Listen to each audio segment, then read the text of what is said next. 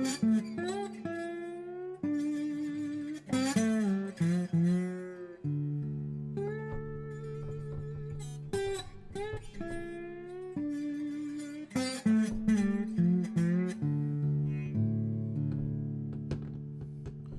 is my song called Blind Willie Blues.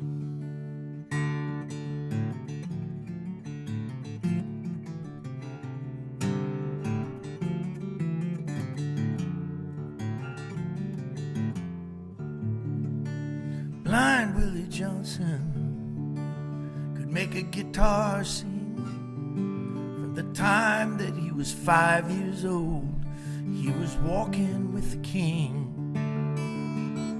Born and raised in Texas, he could have sold his soul to play. When he went down to the crossroads, he chose to go the Savior's way. Yeah.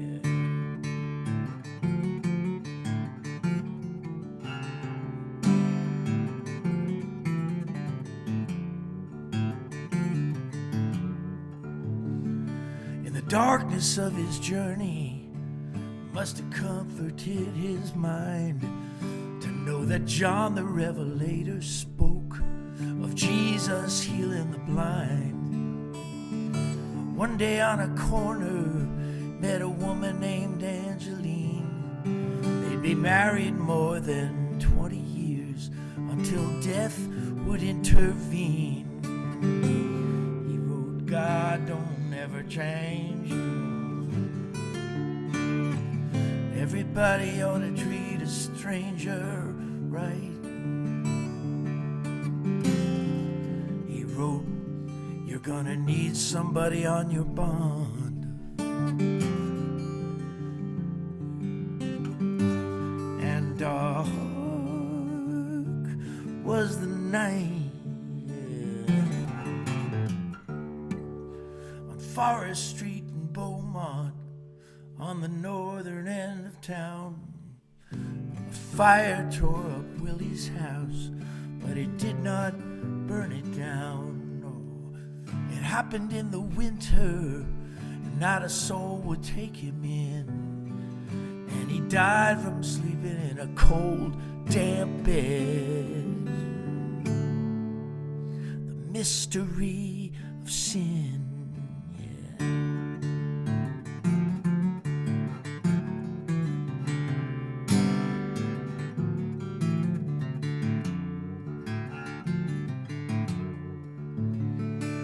Blind Willie Johnson could make a guitar sing. And after all these years in glory, he's still walking with the King. Yeah.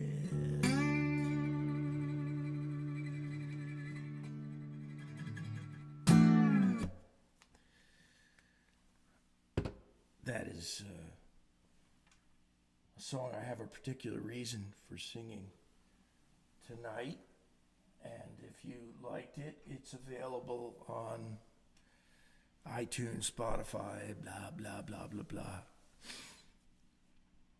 It's actually my favorite recording of my own, and that's about 150 recordings or something. I stopped counting a while back, but out of tribute to Blind Willie, I do play slide on it, and but there's no drums on it. That's also out of tribute to him.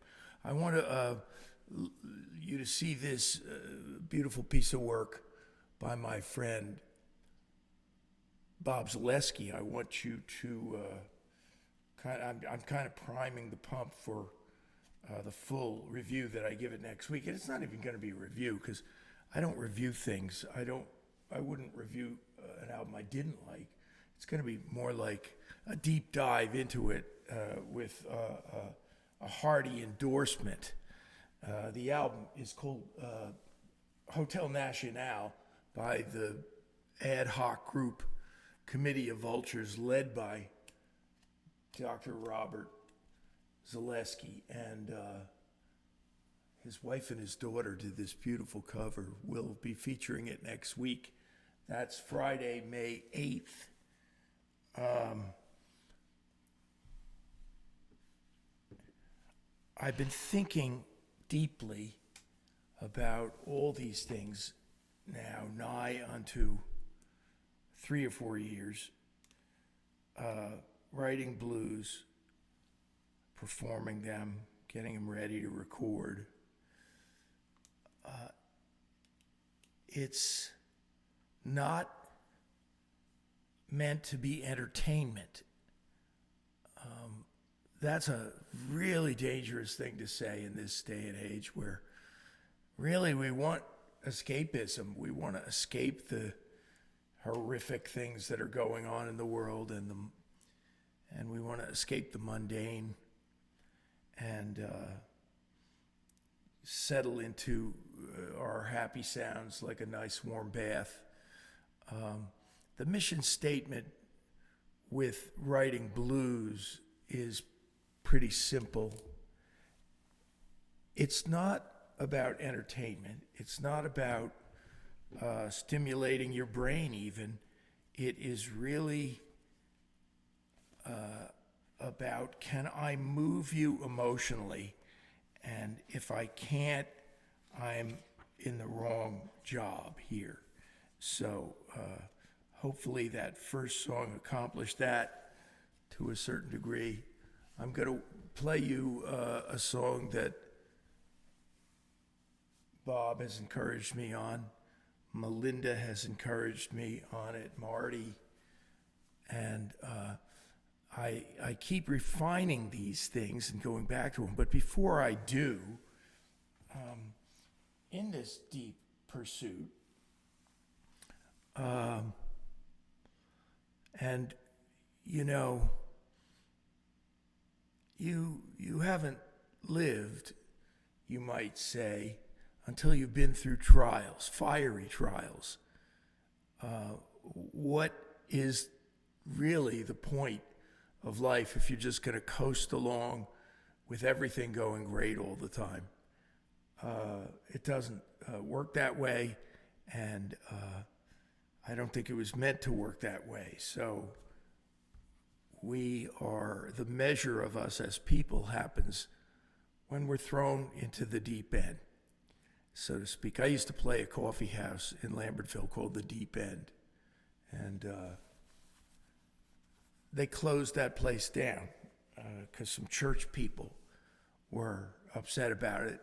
It was doing a whole bunch of good for a whole bunch of people, and some persnickety church people, and this is a theme that might run through tonight's show. Some legalistic, unloving church people tore this thing down in a manner of speaking, not literally, leaving dozens of young people who had a place to go. Now they're back to playing video games on the weekends or whatever. The fire that ultimately killed Blind Willie Johnson in Texas, it did not kill him because of the heat, the fumes, whatever. It killed him because professing Christians did not take him in. What do I mean by that? Well, Blind Willie had a church family. He did attend church in Texas, in Beaumont, Texas. And where were they that night? That's the mystery of mysteries. Certainly not following the teachings of Jesus. We know that for a fact. They didn't take him in. He slept after putting down newspapers on his bed. And I think he died of pneumonia subsequently. I was around 16, living on a hill in Watchung, New Jersey, behind a pond. I've talked about it. It's a blessing to live behind a pond. It's a blessing to have a place in life. One of my students from the Princeton area, Cal Newport, who's a professor at MIT now and a distinguished writer, he wrote a book called Deep Work, I highly recommend it, and I discovered it because Cal doesn't do social media, or he doesn't even do email very much. He turns the email off at 5 every night, which is just about when I start going. I heard him on Fresh Air one night talking about his book, Fresh Air, the great Terry Gross show. And there's a lot of interesting content in his book about doing deep work. And he used geniuses as examples, Carl Jung and Einstein and George Bernard Shaw and Mark Twain, Samuel Clemens. And he said one of the key points of his book is they all have something in common, and they all have a dedicated place to write. What's the name of that one singer who does Let the Mystery Be? And she sings in a phony country accent. That's a bad start to quoting somebody. I'll think of her in a minute. Alexa, who does the song Let the Mystery Be? Let the Mystery Be is by Iris DeMent. Okay, thank you, Alexa. Stop. Alexa, stop. You see how she came in handy, though, there?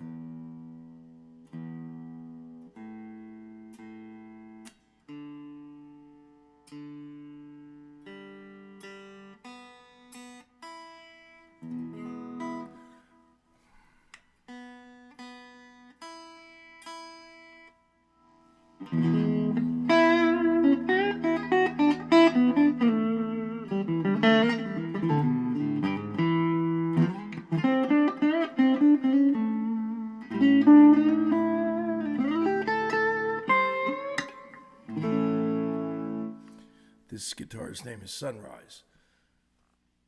Cal Newport's book, Deep Work, gets into, do you have a place? Iris DeMent was a housewife, didn't necessarily have a place, so she went into her bedroom, told her family that that space was inviolate and not to bother her unless the house was burning down. And then she stuffed towels under the crack of the door. Mark Twain had an outbuilding that was a mile, I think, from his house. Not that long. No, I'm sorry. Let me get this right. A quarter of a mile from his house, he had an outbuilding.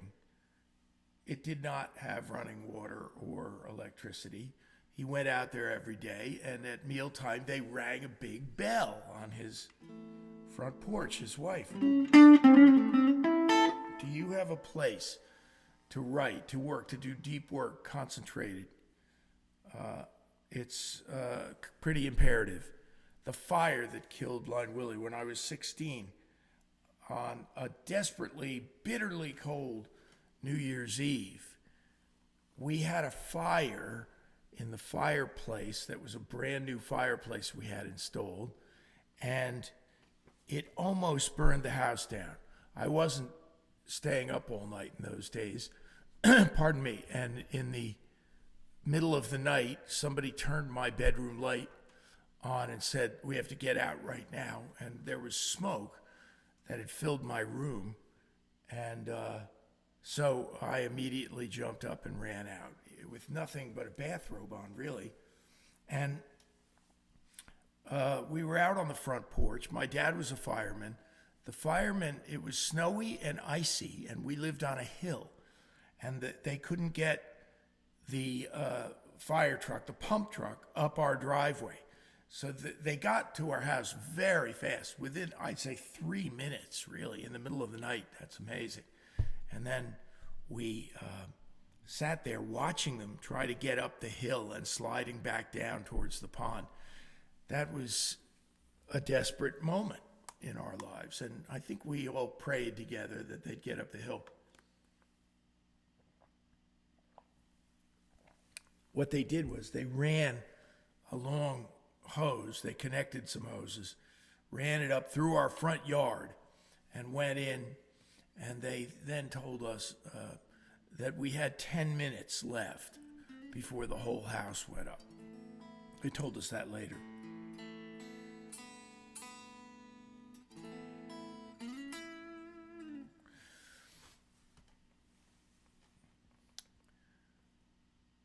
We were sitting in the police car at the top of the driveway. I had a bathrobe on, my glasses, my long hair, sullen teenager that I was, and we didn't know what to do. This was in the late 60s, and in Watchung, New Jersey, there weren't any motels. Red Roof didn't exist. They weren't down the road where you could take your family. There weren't even credit cards per se. So, we were befuddled as to what was going to happen to us that night. We certainly couldn't go back in. And by the way, if you ever have been through a fire, the acrid smell of smoke permeates everything for not weeks, but months. So I had clothes that I washed 10 times that still smelled very strongly of smoke months later. It permeates everything. We were sitting there, and our across the street neighbor, who was a jovial soul in a way, not ha-ha, but just a nice guy. He also happened to be a professing atheist. And I think he and my dad had some discussions about, the deeper subjects. And but he knocked on the window of the police car, my window, and I looked, and he was only a few inches away. And what he was saying was, we rolled down the window, "Do you want to stay at our house tonight across the street? You're welcome to." What a blessed relief that this man, who didn't even have any Holy Spirit going, he was taking us in a desperate situation. And as you can see, 50 plus years later, I have never forgotten it. I'm sure I can say that for the rest of my family, my surviving sister Carol would not have forgotten it. And we had kind of a restful sleep. They made sure we had bedding, etc. They made us breakfast the next day. It was just a godsend, even if Norm would not have put it that way. And I'm going to play a blues that I played some months back. I wrote it last year. And what I'm trying to do when I say I want to move people, and I want to write things that you can relate to, and what are the universals? There are a lot of blues that we can't really relate to. I don't think many white people can relate to "You're Gonna Need Somebody on Your Bond" by Blind Willie Johnson, which is about the fact that you could get arrested for doing almost nothing down south when you were black, and then they would set a bail that you couldn't pay. That's not something that most of us, and that's one of the great blues ever written. I actually want to record that song. But I thought, what's the cliche? Death and taxes. And some people who shall remain nameless don't even pay taxes. But death is certain for all of us, and that's something that I addressed in this blues. A friend of mine, Steve Philp, gave me some encouragement on this, and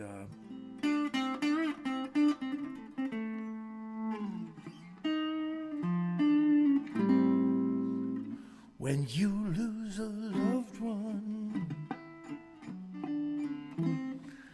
all you can do, you know what, I'm going to turn the drum machine on. It's not working. Oh, that's really the tempo.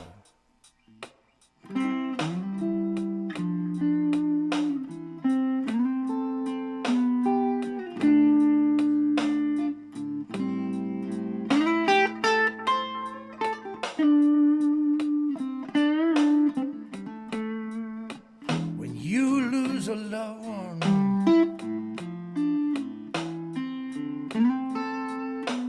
and all you can do is cry.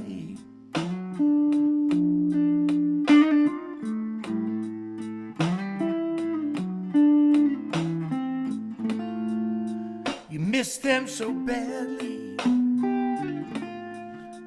it's so hard to say goodbye.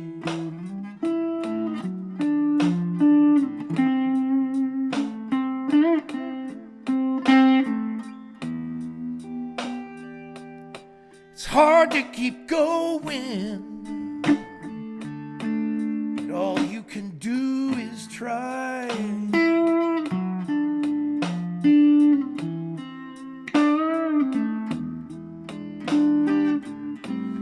There are people who need you, who would miss you if you were gone.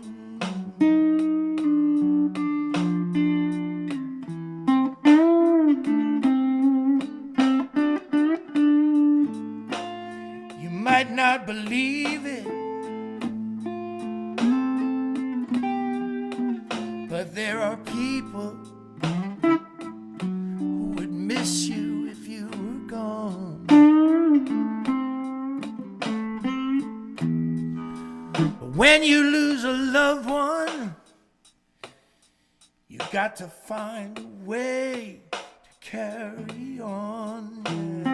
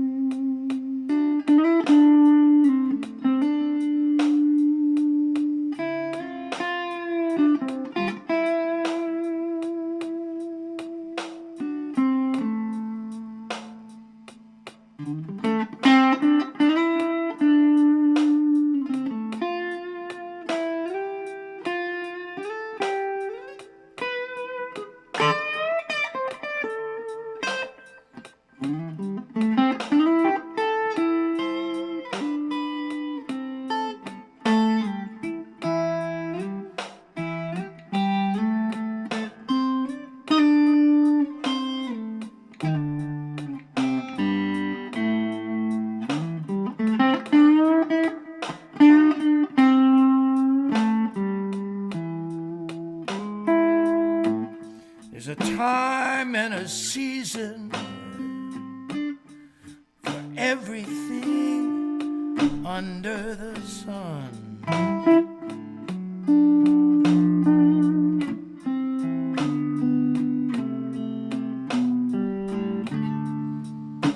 There's a time for mourning, when the sun has set and the day is done.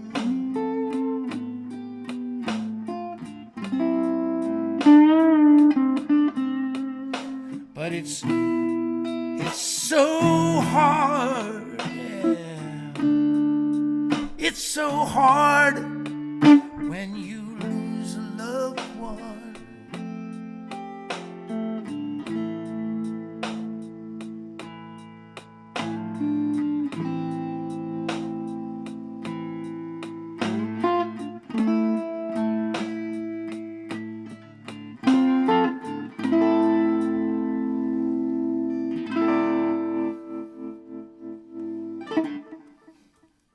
The idea when you're writing a blues is you want it to sound like it's not written, really. So everything you know about writing, I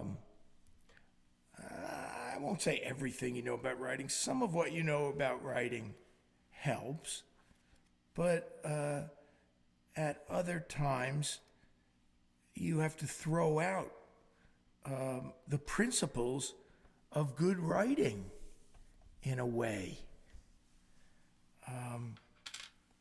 Because you want to use a certain amount of repetition.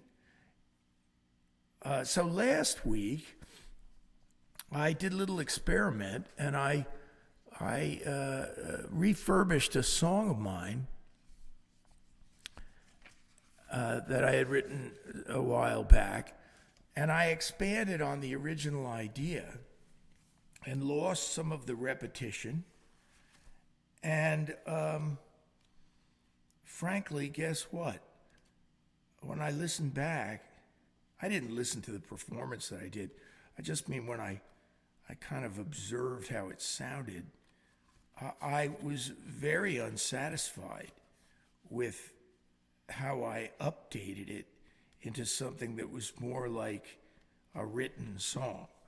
And so now, for your listening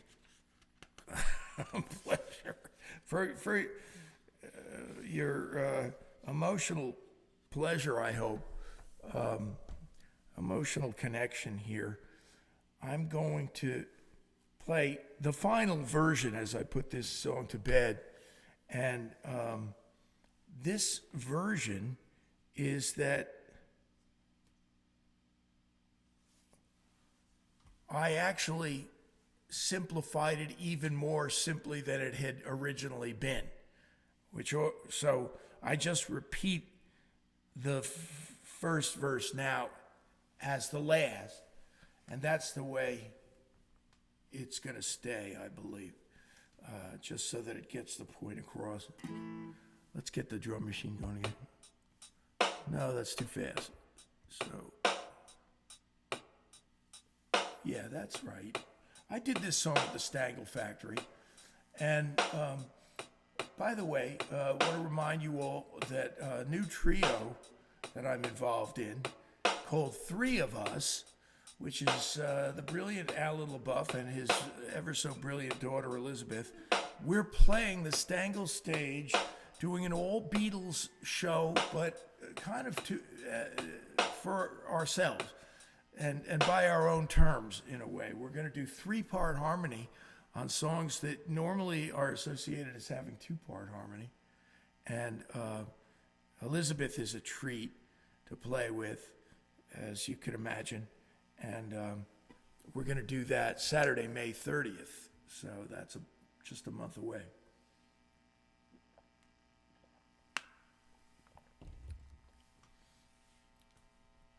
Well, it doesn't get any more personal and emotional, and I don't know. Does that make it universal? No. Some things are universal, but you can't decide as the writer that that's going to be the case. The audience decides and tells you as time goes by.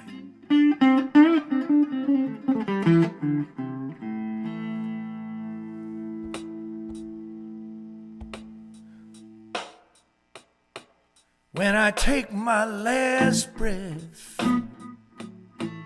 I will think about you.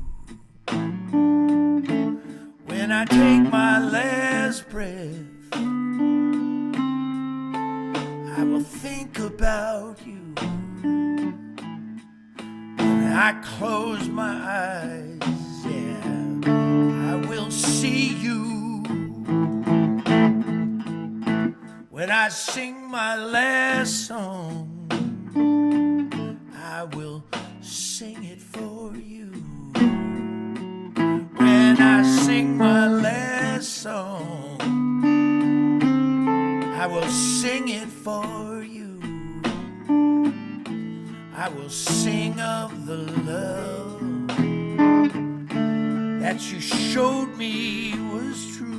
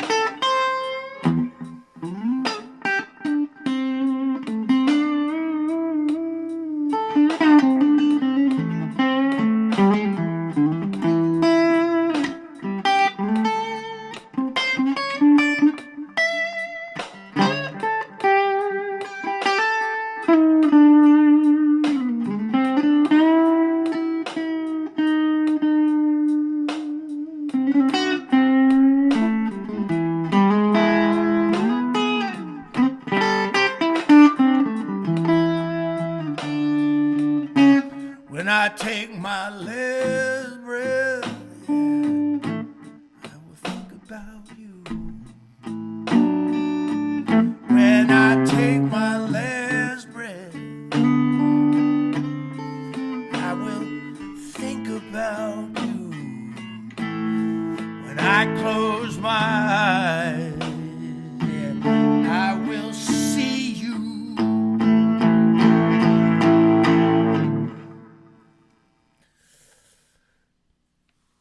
I think that's what we would call the final version of the song, Take My Last Breath. Last week, speaking of desperate difficulties that people go through, I was talking to some of my friends, including Melinda Rigney, who's one of the supporters of this show, as is Bob Zaleski, as is my friend Marty, Michael Cohn, and don't want to forget Mark. He always kicks something in to encourage me and has some encouraging comments to make. I've neglected to put my virtual tip jar for about the last 2 months. I haven't been really emphasizing it, but I'm just thankful for the people who do support the show, and it keeps it going, really. So if this is the kind of content that interests you, that's a big help. Next Friday, this coming Friday, the review of the great new album by Committee of Vultures, Hotel Nacional. And I'll be getting deeply into it.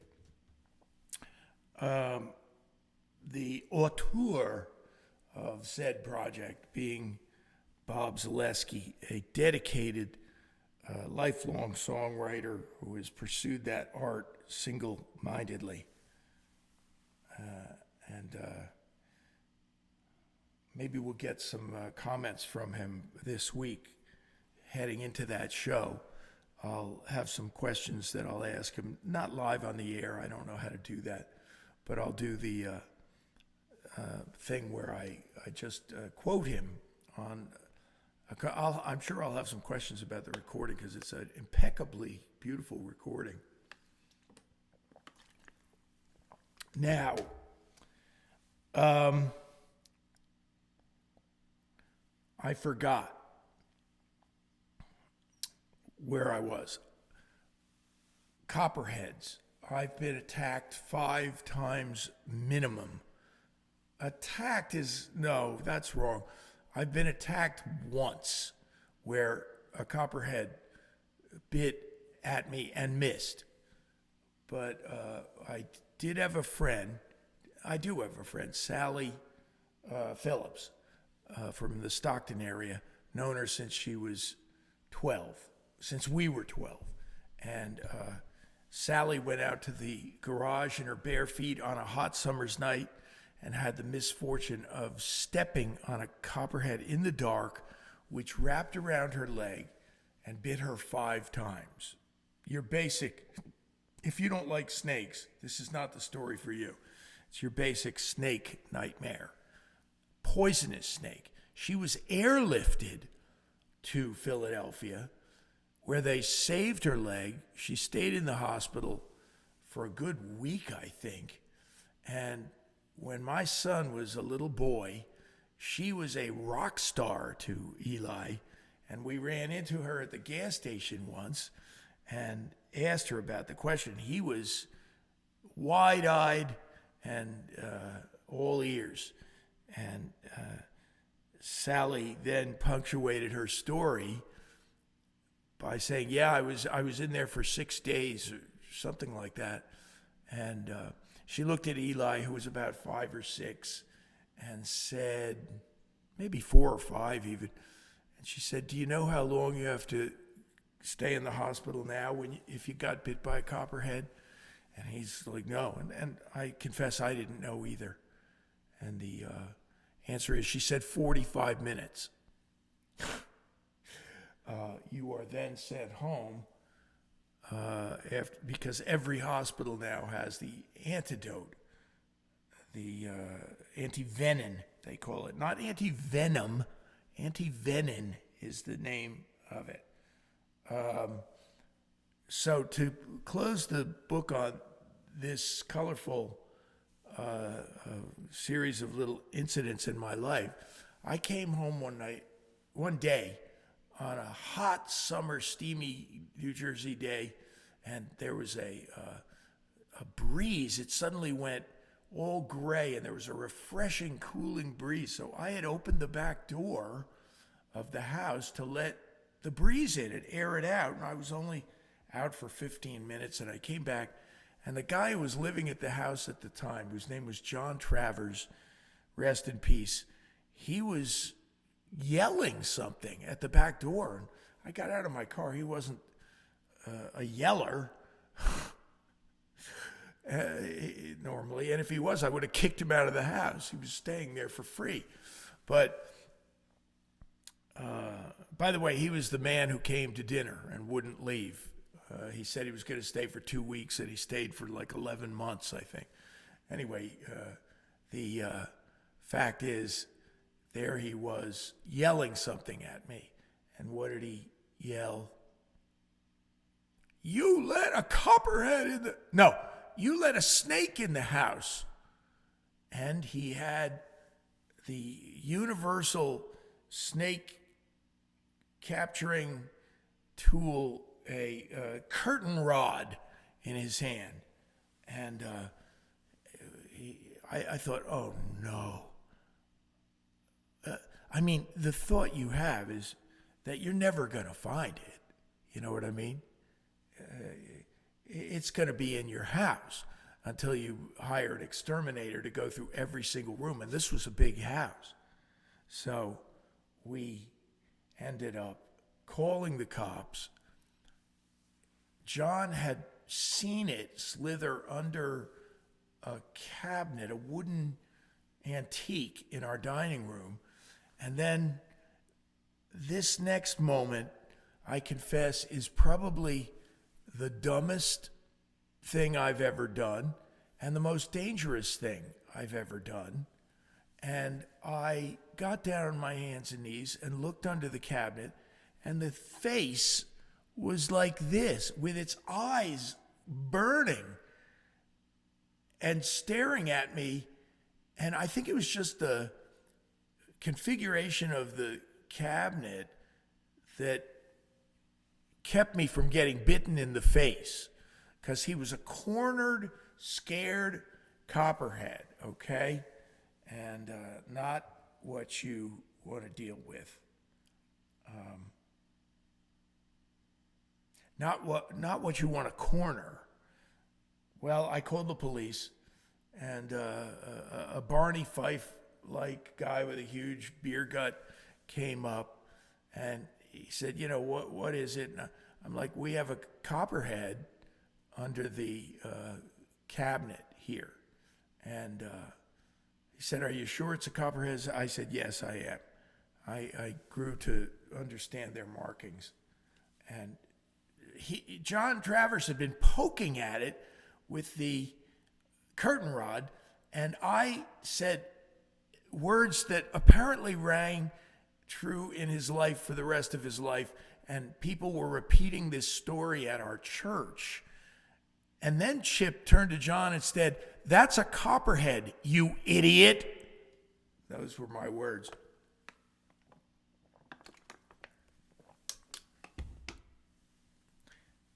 So Barney Fife looks down, and he says, well, I have a snare in my car. I'll go get it. I'm like, a snare? Really? He goes out, and he pulls the thing away from the wall, which now the copperhead is really cornered, really scared. And at that moment, it was a miracle, truly, of God, that it didn't just slither away at top speed through our house and get lost in the house. And I see the guy go like this. He takes aim, bang, and I instantly thought, I got the vibe, he missed it. He missed it. He didn't look triumphant, and then he pulls it up, the snare, and the thing has unhinged its jaws. It's got two fangs spurting venom as it bites the end of the stick. John Travers looked like he needed smelling salts. And the cop just turns to me and he goes, "Do you want me to shoot it?" And I was like, "No, there's dozens more of them around here." I said, "Just go down and let it go near the pond." He said, "Thank you. I'd have to fill out 19 forms if I use my firearm." And it was a medium-sized copperhead. It wasn't this huge monster. And this thing never would come near us again. That's the Copperhead Chronicles. I want to sing this song for my friend Marty and end on this. I'll try to do it by memory. It's one of her favorites, and I enjoy it also. I'm going to record it someday. Let me get the thing going. Thanks for listening. And if I could, I'd give you all a hearty hand clasp.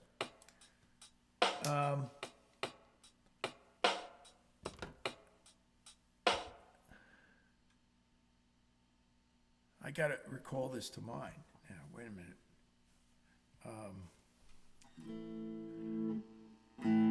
I've done 3 blues all in the key of A, so this is the blues A medley tonight.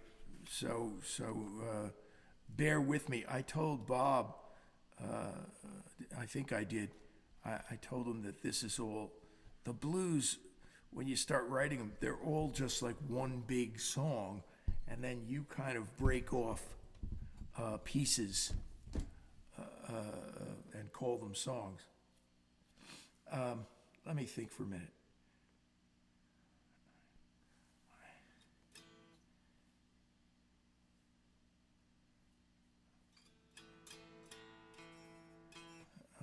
I got to tune my guitar anyway.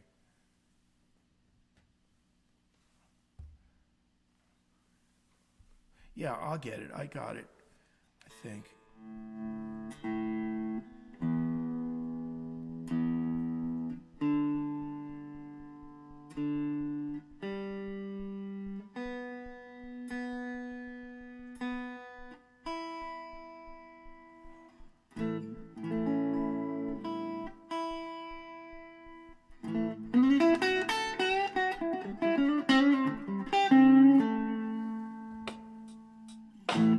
Walk on streets of gold, yeah.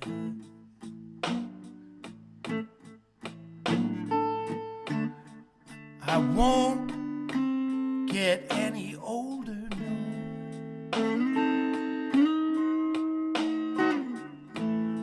But this side of heaven, I will sing the blues.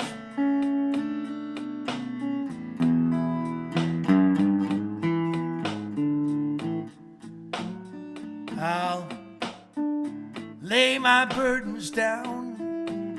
I'll trade my sorrows for a crown. This side of heaven, I will sing the blues.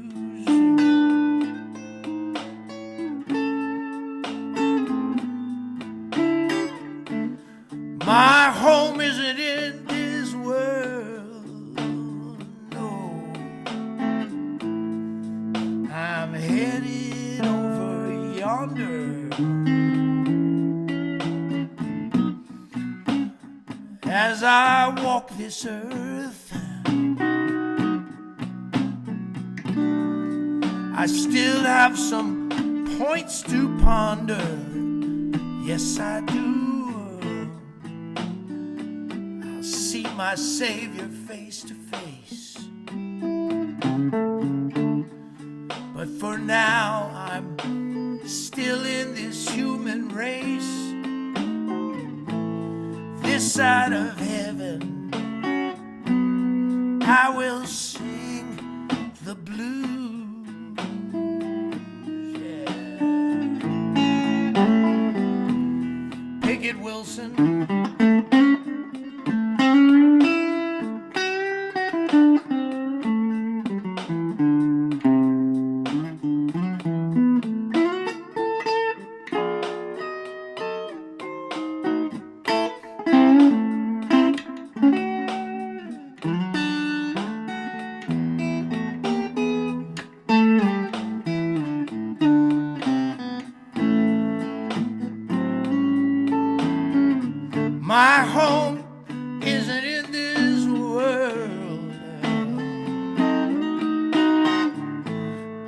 sure enough headed over yonder.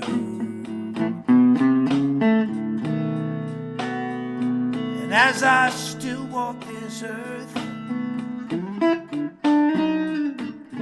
I've sure enough got some points to ponder.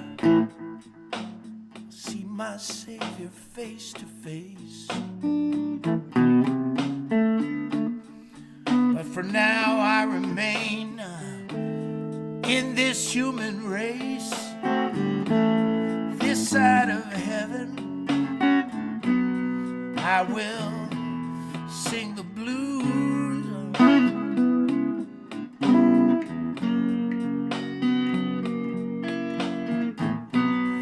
This side of heaven, I will sing the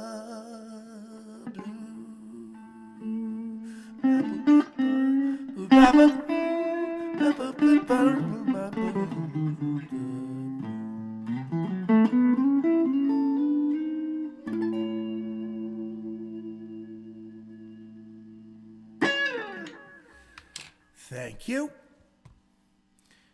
Hope to see you this coming Friday.